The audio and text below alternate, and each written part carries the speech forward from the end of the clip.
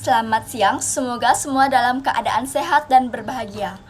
Pada kesempatan yang berbahagia ini, saya akan menyampaikan hasil telaah mengenai unsur intrinsik dalam suatu karya sastra novel yang berjudul Ronggeng Dukuh Paruk.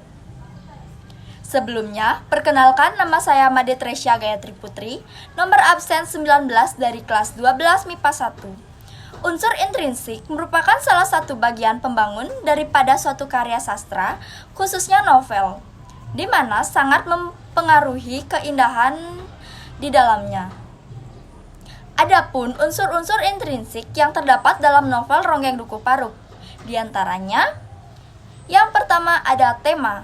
Tema dalam novel Ronggeng Dukuh Paruk ini mengangkat tentang masalah sosial, di mana kemiskinan dan kelaparan melanda warga di pedukuhan tersebut.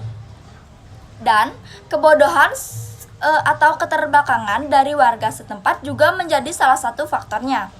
Selain itu, diceritakan juga tentang percintaan antara Serintil yang merupakan penari ronggeng dengan seorang pemuda yang bernama Rasus, yang juga merupakan teman sepermainan masa kecilnya. Yang kedua ada alur. Alur yang digunakan dalam cerita novel Ronggeng Dukuh Paruk yaitu alur campuran, di mana terdapat alur maju dan alur mundur. Terbukti pada ceritanya terdapat kilas balik kejadian atau peristiwa yang sudah lama, seperti kejadian tempe bongkrek 11 tahun yang lalu yang menimpa keluarga Serintil. Kedua orang tua Serintil menjadi korban akibat keracunan dari tempe bongkrek itu. Yang ketiga ada setting atau latar. Terdapat 3 jenis latar, yaitu yang pertama ada latar tempat di sebuah pedesaan bernama Dukuh Paruk yang merupakan salah satu pemukiman desa yang jauh dan sepi dari keramaian. Adapun pasar yang bernama Dauan. Yang kedua ada latar waktu, pada pagi, siang, sore, dan malam hari. Yang ketiga ada latar suasana, gembira, sedih, dan menegangkan. Yang keempat ada tokoh atau penokohan. Adapun tokoh yang menjadi peran utama dalam cerita yaitu Serintil dan Rasus. Serintil sebagai seorang gadis miskin juga merupakan anak yatim piatu. Ia dibesarkan di Dukuh Paruk, kemudian ia menjadi penari ronggeng karena keistimewaan yang ia miliki, sehingga ia mengubah nasibnya menjadi lebih baik, bahkan terkenal dan kaya. Adapun karakter dari Serintil yaitu terlihat baik hati, penyayang, pemilih, dan centil. Yang kedua ada Rasus, seorang pemuda lugu dan polos. Selain itu menjadi kekasih Serintil, ia juga merupakan teman sepermainan masa kecil Serintil.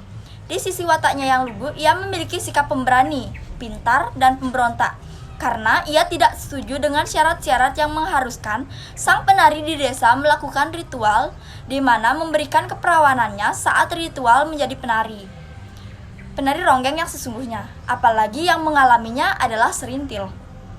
Yang kelima ada gaya bahasa.